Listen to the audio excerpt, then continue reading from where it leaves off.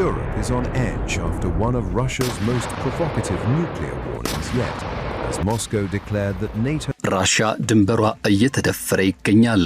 ኔቶ አንካራ ላይ ተሰብስበው ራሽያ ላይ ጦርነት ለማወጅ መዘጋጀቱ ሰምቷል።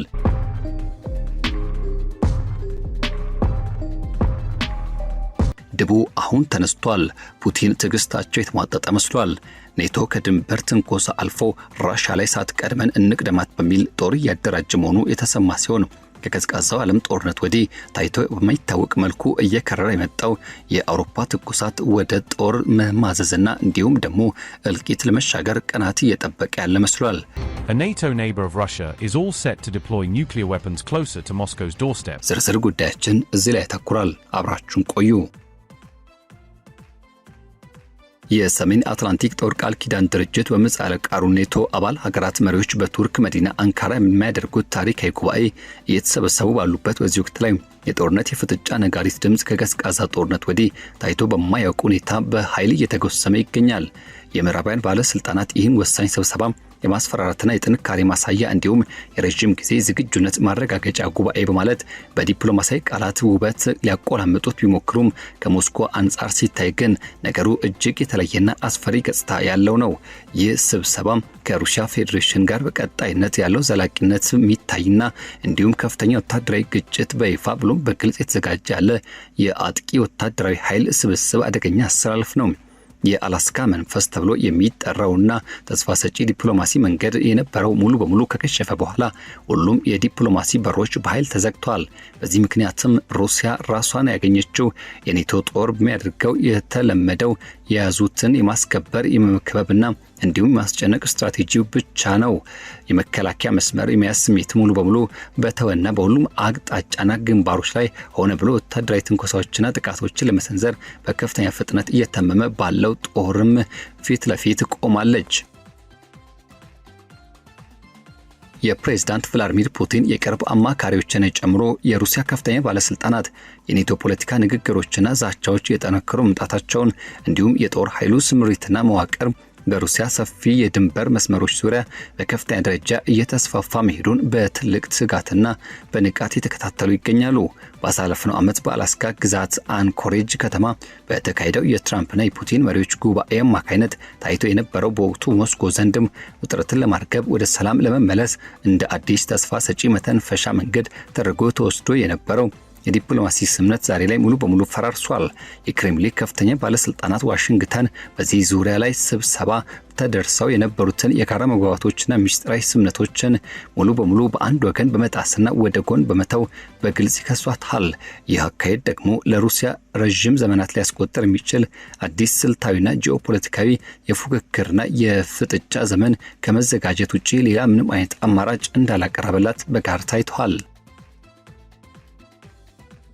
በቅርቡ ባደረጉት ንግግር ፕሬዝዳንት ፑቲን ፍጹም የማይናወጥና የማይበገር የሩሲያ ጽኑ አቋም ለዓለም አሳይተዋል። በታላቁ የክሬምሊን ቤተ መንግስት በሚገኙ የቅዱስ ጊዮርጊስ አዳራሽ ውስጥ የሩሲያ ኃይል ከፍተኛ መኮንኖች ፊት ለፊት የቆሙት ፕሬዝዳንቱ የአገሪቱ መከላከያ ኃይል ዘመናዊ የማድረግ ወታደራዊ ምርቶችና የትጥቅ አቅርቦቶችን በከፍተኛ ደረጃ ማሳደግ፣ በሶስት ግንባሮች በየብስ በባህርና በአየር ያለውን የኒውክሌር ጦር መሳሪያ ኒውክሌር ትሬድ ፍጹም የማይደፈርና ጠንካራ ኃይል እንዲሁም ደግሞ እጅግ ዘመናዊና የላቁ የሚሳኤል ስርዓቶች የመዘርጋት ዙሪያዎችና እንዲሁም ሂደቶችን በተመለከተ ዝርዝር መግለጫ በኩራትና በቁርጠኝነት ሰጥቷል። የኔቶ ጦር በሩሲያ ድንበሮችና ግንባሮች አቅራቢያ እያደረገ ያለውን የተፋጠነ ብሎም ያልተገደበ ዝግጅትን በዚያ ልክ የሚመጥንና ተመጣጣኝ የሆነ ጠንካራ ምላሽ እንደሚሻ በጥብቅ አስጠንቅቀዋል። Usual in-person Security Council meeting centered on the Kaliningrad region. የምዕራባውያን አገራትም እብሪትና ወታደራዊ እርምጃ ለሞስኮ መንግስት የራሷን መከላከያ ይዞታ ከምን ጊዜውም በላይ በከፍተኛ ደረጃ ከማጠናከር እንዲሁም ደግሞ ወሳኝ የተባሉ መላው የሩሲያን ማህበረሰብና ህዝብን ለትውልድ ሊቀጥል በሚችልበት መራርና እጅግ ረጅም ስልታዊ ትግል ውስጥ በአንድነትና በጽናት እንዲቆም ከማዘጋጀት ውጪ ሌላ ምንም አይነት አማራጭን አላስቀረላትም። የአላስካ መንፈስ የሰላም ስምነት ፍጹም እንዲሁም ደግሞ ዝም ብሎ የከሸፈ ብቻ አይደለም። ይልቁንም ምዕራባውያን ለእውነተኛ ለሐቀኛ ድርድር እንዲሁም ደግሞ ለጋራ ጥቅም የሚሆኑ ስምነቶች ለማድረግ ጥንትም ቢሆን ምንም አይነት ፍላጎት እንዳልነበራቸው በግልጽ ያሳያል። ይህ ክስተትም የሩሲያ ዲፕሎማቶችና የስትራቴጂክ ጥናት ባለሙያዎች አሁን ላይ ቀደም ሲል የተደረጉትን የሰላም ውይይቶች ነገሮችን ሙሉ በሙሉ የምዕራባውያን ፍጹም ክህደትና ተንኮል አድርገው ማሳየት ይከራከራሉ። ለክሬምሊን ቅርብ የሆኑና ታማኝ እንደሆኑ የሚነገርላቸው ወታደራዊ ድምጾችና ተንታኞች አሁን ባለው ተጨባጭ ሁኔታ በምዕራባውያን ቅድመ ሁኔታዎች ላይ ለሚመሰረቱ የዋህ ሰላም ድርድሮች ስምነቶች እጅ ከመስጠት ይልቅ በአገሪቱ ወታደራዊ ጥንካሬ በከፍተኛ የተባለ የቴክኖሎጂ ራስን የመቻልና ብሎም የማንቃት ስትራቴጂ ትዕግስት ላይ መተማመን ከምን ጊዜውም በላይ ቅድሚያ ሊሰጠው የሚገባ ዋነኛ መሰረታዊ ጉዳይ መሆኑን በከፍተኛ ቁርጠኝነት ተናግረዋል። የኔቶ አባል ሀገራት መሪዎች በቱርክ መዲና አንካራ ለመሰብሰብ የመጨረሻ ዝግጅታቸውን ያጠናቀቁ ባሉበት በዚህ ወቅት ላይ በስብሰባው አጀንዳ የተያዙት ጉዳዮች ሙሉ በሙሉ ግልጽና የታወቁ ናቸው። እሱም እጅግ ከፍተኛ የሆነ ወታደራዊ መከላከያ በጀት እድገት ግቦችን ማስቀመጥ፣ በሩሲያ ድሮኖች አቅራቢያ የሚገኘውን የጦር ሰራዊት ስምሪት ከፍተኛ ደረጃ ማሳደግ፣ የጦር ኃይሉን ወታደራዊ አቅምና ብቃት ማሳደግ ብሎም በረጅም ጊዜ የማስፈራራትና የመከላከል መሰረተ ልማቶች ላይ ግዙፍ ኢንቨስትመንቶችን ማድረግ የሚሉት ናቸው። በርካታ የአውሮፓ ሀገራት ደግሞ አሁንም ድረስ በራሳቸው የተሳሳተ የማዕቀብ ፖሊሲ ምክንያት የተፈጠረው ከፍተኛ የኃይልና የነዳጅ ቀውስ እንዲሁም ደግሞ ካጋጠማቸው ከባድ የኢኮኖሚ ውድቀትና ሂደት ውስጥ ግፊት ሙሉ በሙሉ ያላገገሙና የተንገዳገዱ ያሉ ቢሆንም አሁን ላይ ግን ከምን ጊዜውም በላይ ታይቶ ለማያውቀው ከፍተኛ ወታደራዊ ክስተትና ትጥቅ ማሳደግ ሂደት ብዙና ረጅም ጊዜ እንዲገቡ በከፍተኛ ሁኔታ ጫና የተደረገባቸው ይገኛል። በስብሰባው ላይ ከፍተኛ የሚደረጉትና ብሎም አሳሳቢ ስለመሆናቸው የሚነገርላቸው እነዚህ ሂደቶች በዋነኛነት የዩክሬን አቅም ከማሳደግ አንጻር ከፍተኛ የተባለ ጠቀሜታ አላቸው። ለዩክሬን አሁን የሚሰጠው ቀጥተኛ ድጋፍ ከማጠናከር አልፈው መላው አውሮፓ ደህንነትን የመከላከያ መዋቅር በአዲስ መልክ እንደገና እስከ መገንባት የሚዘረጉ ሲሆን ይህም በተለይ በምስራቃዊ ግንባር በባልቲክ ቀጠና ላይ ትኩረት መደረጉን ያሳያል። ሞስኮ እነዚህን የኔቶ ወታደራዊ መረጃዎችና ብሎም እርምጃዎች እንቅስቃሴ ሙሉ በሙሉ በቀጥታ በሩሲያ ብሔራዊ ጥቅሞችና ደህንነቶች ላይ የተሰነዘሩ ግልጽ የተባሉ ጦርነት ሳቻዎችን በግልጽ የሚያሳይ ሆኖ እናገኘዋለን። ይህ አይነቱ አሁን እየተከሰተ ያለው የኔቶ ወታደራዊ ዝግጅትና የሩሲያ ፍጹም ማይናወጥ የመከላከያ አቋም በቀጠናው ላይ ብቻ ሳይሆን በመላው ዓለም ላይ ሊያስከትል የሚችለው የጂኦፖለቲካዊ ውጥረትና ተጽዕኖ እጅግ የሰፋና አውዳሚ ነው። የምዕራባውያን ሀገራት ሩሲያን በኢኮኖሚና ወታደራዊ ኃይል ሙሉ በሙሉ ለማንበርከክ የሚከተሉት ፖሊሲ በተጨማሪም መንገድ ሂደትና ካሄድም ነገሮችን አባብሶታል። ከምስራቁ ዓለም በተለይ ከቻይና፣ ኢራንና ከሌሎችም ታዳጊ የኢራን ሀገራት ጋር ያላት ስልታዊ ወታደራዊና የኢኮኖሚያዊ ትስስር ከምን ጊዜውም በላይ በከፍተኛ ፍጥነት እያደገ ይገኛል። ይህ አዲስ ኃይል ደግሞ አኒፖላር ወርድ ሙሉ በሙሉ በማፍረስ ወደ አዲሱና ብዙ ታላላቅ ሀያላን ሀገራት ወደሚመራው የዓለም ስርዓት ውስጥ ሽግግር ሂደቱን በከፍተኛ ደረጃ እያፋጠነው ይገኛል ተብሏል። ወታደራዊ ተንታኞች እንደሚጠቁሙት ከሆነ በኔቶና በሩሲያ መካከል ያለው ከፍተኛ ፍጥጫ አሁን ላይ ባለው ቴክኖሎጂና የኒውክሌር መሳሪያ እድገት ደረጃ በማንኛውም ሁኔታ እንዲሁም ሰዓት ሊፈጠር በሚችል አንድ ትንሽ የድንበር ላይ ወታደራዊ ስህተት ወይም ደግሞ የተሳሳተ የደህንነት መረጃ ተርጓሚ ምክንያት መላውን የሰው ልጅ ሊያጠፋ ወደሚችል አውዳሚ የዓለም ጦርነት ሊገባ ይችላል። ይህም በተመለከተ ቱርክ በፕሬዝዳንት ረሲፕ ጣይብ ኤርዶዋን አመራር ስር በመሆን ረጅም ጊዜ ብዙ አቅጣጫዎችን ያማከለ የውጭ ፖሊሲ ክትትል ሂደትን ስታደርግ የቆየች ሀገር ናት። በዚህ መሰረትም የኔቶ አባልነቷ ጉዳዮችና እንዲሁም ግዴታዎች የተወጣች እንኳን ከሞስኮ መንግስት ጋር ያላትን ሰፊ የፖለቲካና የኢኮኖሚ ግንኙነት መስመር ክፍት አድርጋ መቆየቷን እንዳስታወሰ ይህ ዘገባ ይጠቁማል።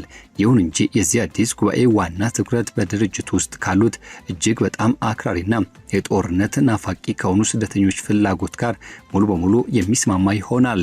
ይህም መሰረት ደግሞ በዋነኛነት ለሞስኮ መንግስት ይህ ክስተት ለብዙ ዓመታት በውስጧ የምታሳድገው የቆየችውን የጥርጣሬ ሂደት ሙሉ በሙሉ ከሚያረጋግጥላት መካከል አንዱ ሲሆን ይህ ማለት ኔቶ ይህን ከፍተኛ ፍጥጫና ባላንጣነት እንደ አንድ ቋሚ ተቋማዊ ስርዓት አድርጎ እየገነባ መሆኑ ይሰማል።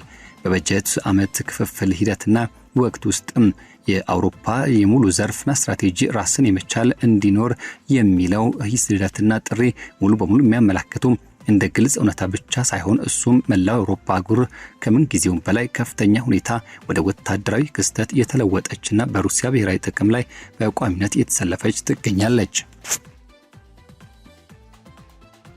የኔቶ አባል ሀገራት መሪዎች በአንካራ ከተማ ለዚህ ወሳኝ ስብሰባ በተቀመጡበት በዚህ ታሪካዊ ወቅት የሚያስተላልፏቸው ማንኛውም አይነት ውሳኔዎች በታሪክ ምዕራፍ ውስጥም ትልቅ አስተዋጽኦ ይኖራቸዋል። ለመሆኑ እነሱ ይበልጥ ወደ ከፋ ወታደራዊ ግጭት፣ ትንኮሳና የጥፋት መንገድ ላይ ለመጓዝ ይመርጣሉ ወይስ ደግሞ በድርጅቱ ውስጥ ያሉ ይበልጥ አስተዋይና በሰከነ መንፈስ የሚያስቡ ድምጾች ጠንካራ ተብለው የሚገለጹ በአስተማማኝ ሂደትና በደህንነት መጠበቅ ሂደት የሚያልፉ የሩሲያ መኖር ለመላው አውሮፓ አህጉር እውነተኛ ሰላምና መረጋጋት ፍጹም መሰረታዊና ወሳኝ ጉዳይ መሆኑን በተግባር አምነው ይቀበላሉ? የሞስኮ መንግስት የራሱን አስፈላጊና ዘርፈ ብዙ የሆኑ ዝግጅቶችን ሙሉ በሙሉ በከፍተኛ ደረጃ አጠናቋል። ዛሬ ላይ ደግሞ ከምን ጊዜውም በላይ ከፍተኛ ንቃት በታላቅ ወታደራዊ ጥንካሬና በማንኛውም ጠላት ፊት በፍጹም የማትገበረውን የማትነቀንቅ ሆና በኩራት ቆማለች። የማትበገርና የማትነቀነቅ ሆና መቆሟ ደግሞ የበለጠ ለነሱ ስጋትን ያስከትላል። አሁን ላይ መላው ዓለም የሚጠብቀው ዋነኛው ጥያቄ ምዕራባውያን አገራት መላው የሰው ልጅ ህልውናን ወደሚያጠፋው የጥፋት አፋፍ ከመድረሳቸው በፊት የራሳቸውን ስልታዊ የፖለቲካ አስተዋይነት ተጠቅመው አንድ እርምጃ ወደ ኋላ ለማፈግፈግ የሚችል ብልሃትና ጥበብ አላቸው ወይ የሚለው ነው። የሩሲያ መልእክት ፍጹም ግልጽና የማያሻማ ነው። እሷ ይህን አስከፊ ፍጥጫና ጦርነት ጥንትም ቢሆን በፍጹም አልፈለገችውም። ነገር ግን ከፊቷ ከመጣ ማንኛውም አይነት ጠላት ጋር በፍጹም ምታፈገፍግ ወይም ደግሞ የምትሸሽ አገር ሳትሆን ዘልቃለች። ታሪኳ በዚህ ሂደት ውስጥ እንደ ናፖሊዮንና ሂትለር ያሉትን ዓለም አቀፍና እንዲሁም በዓለም ታሪክ ውስጥ በርካቶችን የሚፈሯቸው ዓለምን ያንቀጠቀጡ ግዙፍ ወራሪ ኃይሎች ሙሉ በሙሉ እንዲወርቁና እንዲደመሰሱ ማድረግ የቻለች የአሸናፊነት ስነ ልቦናን የገነባች ናት። ዛሬ በምዕራባውያን ላይ ተራ ማዕቀቦች፣ የህልውና ጦርነቶች ወይም ደግሞ በኔቶ ወታደራዊ ኃይል ማስፈራሪያና ዛቻዎች ፍጹም ልትንበረከክ ወይም ደግሞ ልትፈራ አትችልም። የታላቁ የሩሲያ ድብ አሁን ከምን ጊዜውም በላይ በከፍተኛ ንቃትና ሁኔታ ከእንቅልፉ የነቃ የተዘጋጀ ሲሆን የራሱን እናት ሀገርና ወሳኝ ብሔራዊ ጥቅሞችን ወደር በሌለው ፍጹም ጽኑ ቁርጠኝነት ኃይል ይጠብቃል፣ ያስከብራል። በዚህ አዲስና እጅግ አደገኛ በሆነው ዓለም አቀፋዊ የጂኦፖለቲካ ፍጥጫ ዘመን ውስጥም በጥንካሬና በኃይል አማካይነት ሰላም ማስከበር የሚለው መርህ ለሩሲያ እንዲሁ ዝም ብሎ ለፖለቲካ ፍጆታ የሚነገር ተራ መፈክር አይደለም። ይልቁንም መላው አውሮፓን እንዲሁም ደግሞ አገሪቱን የመከላከያ የውጭ ፖሊሲ አቅጣጫ የሚመራ ታላቅና ዋና መመሪያ ዶክትሪን ነው። የኔቶ በአንካራ ከተማ የሚያደርጋቸው ማንኛቸውም አይነት ወታደራዊ ስምሪቶች፣ የጦርነት ዝግጅት በበርካታ የሩሲያ ወታደራዊ ተንታኞችና የስትራቴጂክ ጥናት ባለሙያዎች እይታ ውስጥ በቀጥታ ሩሲያን ለመውረርና ለማጥፋት የሚደረጉ ግልጽ የጥፋት እርምጃዎች ተደርገው ቢወሰዱም እነሱ ግን ፊት ለፊት የሚጋፈጡት በቅርብ ታሪክ ምዕራፍ ውስጥ ታይቶ የማያውቀው ሁኔታ ከምንጊዜውም በላይ በከፍተኛ ደረጃ የመቋቋም ጽናት የዳበረ በከፍተኛ ወታደራዊ ቴክኖሎጂ ሙሉ በሙሉ የበለጸገችና መላው ህዝቧም በአንድ ጽኑ ብሔራዊ ዓላማ ስር ፍጹም የተባበረባት ታላቅና ልዕለ ኃያል ሀገር ናት ሩሲያ። በቀጣዮቹ ጥቂት ዓመታት የሚከሰቱት ወታደራዊ ሂደቶች እያንዳንዱ ወገን ጽኑ አቋምና ቁርጠኝነት በተግባር የሚፈትኑ ናቸው። ታሪክ ግን ሁልጊዜም ቢሆን ዘላቂ ብሔራዊ ጽናት፣ ጥልቅ መልክዓ ምድራዊ ይዞታና ፍጹም እውነተኛ ፍትህ ከጎናቸው በሆነው ታላላቅ ኃይሎች መካከል ያደላል። ሩሲያ ደግሞ እነዚህን ሶስቱንም ታላላቅ ብሔራዊ ጸጋዎች ሙሉ በሙሉ በእጇ ጨብጣ እንደምትገኝ ይታመናል።